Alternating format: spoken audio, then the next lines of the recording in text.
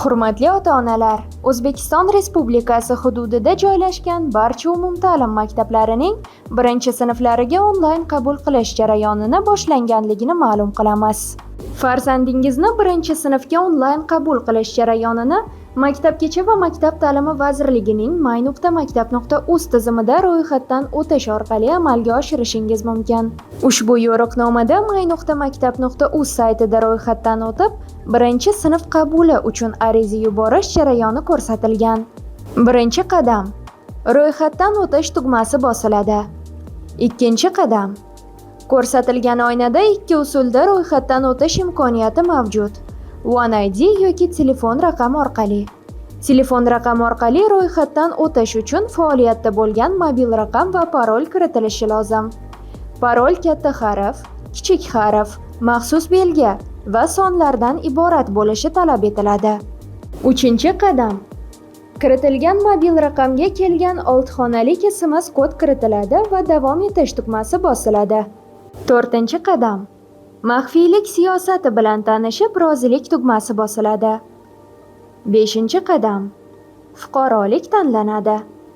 6-qadam: ariza beruvchining pasport ma'lumotlari ko'rsatilgan tartibda kiritilib, qidirish tugmasi bosiladi. Sahifaning pastki qismida ariza beruvchining ichki ishlar bo'limiga kiritilgan doimiy yashash manzili ko'rinadi.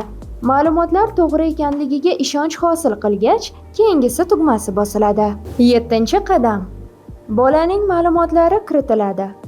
Tug'ilganlik to'g'risidagi guvohnoma, seriya raqami va tug'ilgan sana kiritiladi. Qidirish tugmasi bosilganidan so'ng ma'lumotlar avtomatik tarzda FHDYO bo'limidan integratsiya orqali olinadi. Ro'yxatdan o'tish jarayoni yakunlandi. Ariza yuborish jarayoniga o'tamiz. 1-sinfga qabul xizmati tanlanadi va ariza yaratish tugmasi bosiladi. Ko'ringan modal oynada avval kadastr ma'lumotni olish tugmasi, so'ng saqlash tugmasi bosiladi. Farzand va ta'lim tili maydonlari to'ldiriladi. Doimiy ro'yxatga olingan manzildan kelib chiqqan holda mikrohududga maktab biriktiriladi. Saqlash tugmasini bosganingizda telefon raqamni tasdiqlash uchun maxsus oyna ochiladi.